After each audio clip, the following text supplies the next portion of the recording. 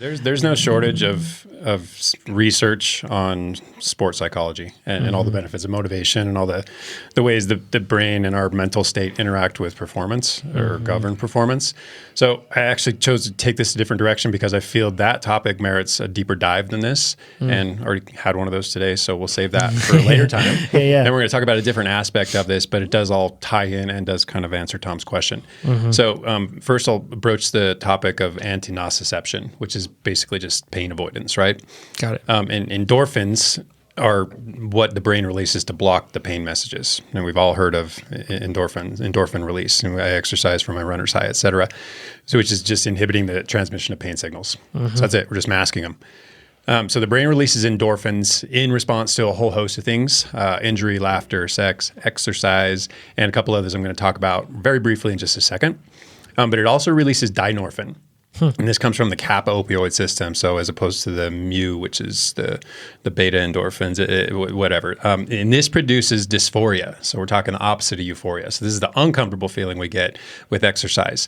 Now, I'm not sure if the dynorphin and the endorphins are released simultaneously, if the endorphins are already in place and then dynorphin comes along, or if dynorphin comes along and then in response to it, the endorphins are released. But in any case, the release of dynorphin that produces this dysphoria increases the sensitivity to endorphins. So we get more of a benefit from so complex. We get more pain killing, basically. So it's really this interaction between these two. So you don't want to get rid of dynorphin. It has its place. I don't think you can. Dynorphin's there of course, anyway. So I mean, you can't block it out. Everything we do that's uncomfortable creates pain. It creates pain. There we go. So I don't think we can, but the endorphins, like I said, whether or not they're already there and doing their job and this just enhances them, or if they come along in response to it, I don't know. I'm sure someone does. And I'm not that person. But this is the runner's high. And really all that is, and it doesn't apply obviously just to runners, it applies to any athletes who put themselves in a bit of bother, that it furthers our ability to suffer. It just helps us get in touch with that. Yep. And coincidentally, caffeine also is supposedly the increase or the decrease in rate of perceived exertion that's attributed to caffeine intake ties to these an increase in the release of beta endorphins. So good on you, caffeine. So it's kind of a direct correlation. The greater the level of discomfort during the training, the greater the endorphin release that follows. Okay. So I've noticed if you that. really beat yourself up, you really get a pleasant reward afterwards. Yeah. It's also worth noting that sauna sessions do it too, and they can offer an additive benefit. I don't know if sauna sessions alone do it. Another question that I didn't answer. Sauna sessions. So you do the exercise, and you already got the endorphins flowing. Then you hop in the sauna, and you actually exacerbate or increase the level of endorphin release. Wow. Same with UV radiation. Although I would be a little more careful with that one. Straight into the tanning bed. GTO. The sauna tanning bed. And then some coaches and athletes attribute their better training and racing to this very endorphin flow. So they'll say, and I've noticed this, I don't have science to back it up, but from personal experience, I have better Sunday races when I thrash myself on Saturdays. And some attribute that to the fact that the endorphins are still fully in effect. Yeah. I'm 100% that way. I think maybe everybody is. This is the basis or one of the objectives of openers and of tapering. Yeah. Tapering, reducing the training load, but we're trying not to get too far away from the pain. What's the big thing with tapering is don't avoid the intensity because we need that intensity, according to these people, this school of thought, to maintain that endorphin flow so that we never really get in touch with the pain, certainly not just prior to our most important events. Gotcha. Same with openers. Do a little bit of an opener. You're staving off the fatigue by not burying yourself in a workout, but you're getting some of this endorphin release and go hard enough that it hurts, and then that's it. So the counter arguments to this is that one, this is miscellaneous, but one is that it's not the endorphin release; it's endocannabinoids. So but basically the same effect, right? So who cares? Yeah. The second counter is that they've done actual endorphin blocking experiments, and people still report a runner's high. Which leads me to potentially an answer to Tom's question, maybe happiness is the true painkiller. Endorphins aren't even in action, but people feel like they are. They've convinced themselves, I'm not in pain, I feel good. Maybe it is simply psychological.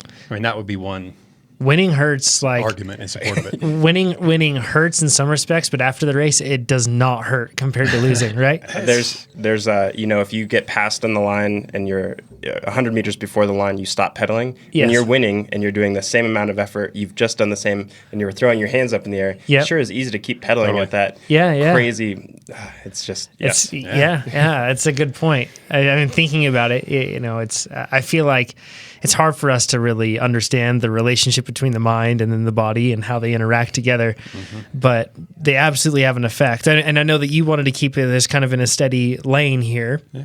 But one thing, and this is commonly cited, is a study that they did, which just like flashed images that of like family members or things that were familiar. Ways we could take happy. this in support of how important it is that you're in a positive mental state prior to a hard workout or hard race. Yep, and I think that that's exactly kind of where I want to take it with that. Is I've noticed with the best athletes, they're extremely optimistic. They're not foolishly so. But they're extremely optimistic, and they have confidence in their ability to be able to deliver, and they're excited to deliver. They're looking forward to it.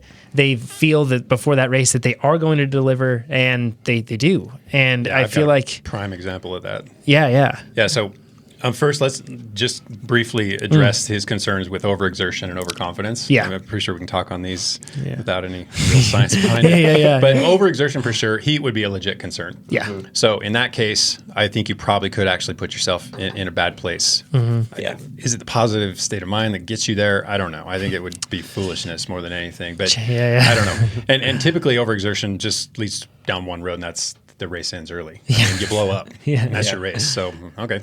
Yep. Takes care of Argument itself. makes itself. Yeah. And then in terms of overconfidence, can you be overconfident? I mean, you can be foolish, but it's hard to say I went into that race with too much confidence. Yeah, I think that there's setting expectations incorrectly, which you may tie in with overconfidence. Yeah. But then, like you said, I believe that there's a certain amount of foolishness that comes in with that. If you're foolish and you come in, you've set the goals. That's being unrealistic exactly. or being arrogant. I don't overconfident. Overconfident is a hard word for me to tie to my perspective when it comes to racing. I can't imagine being overconfident. No. I mean, that's just confident. I can't call it overconfident. Yeah. Same. Yeah. So, but my example is Mike Hernandez. And if you've raced NorCal, you know who Mike is. He's won pretty much everything. A race in particular, and there were plenty of examples of just his buoyant attitude. Is 5 minutes before the race. We're lining up. We're getting the officials telling us features of the course, how long the race is going to be. The spiel they typically give you. Mike walks by in shorts and a t-shirt and his regular shoes. He's in this race. He looks, race. Walks back to his car casually, changes into his kit, gets his shoes on, rolls up to the line literally as the gun is firing, and we go.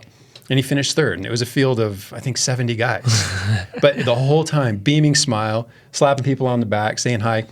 One of the most positive people I've ever met. And, the question maybe becomes chicken or the egg. I mean, is he happy because he wins races, or does he win races because he's happy all the time? I don't know. But the fact is he's a very positive person in general. So I'm going to say he wins races because he's happy. Yeah, I agree with that. Pete, you're an example of that to me too. You're a happy guy. Yeah, happy I try guy to be, bike. right. Yeah, and I think it does make a big difference in how you perform. As a total blanket statement, it helps a lot in regular life too. Yes, it of course. helps everything all the time. Yeah. So why not bike racing? Why not bike racing? So if you're excited about your workout, I guarantee your workout's going to go a little better. Yeah. Right? Yeah, 100%.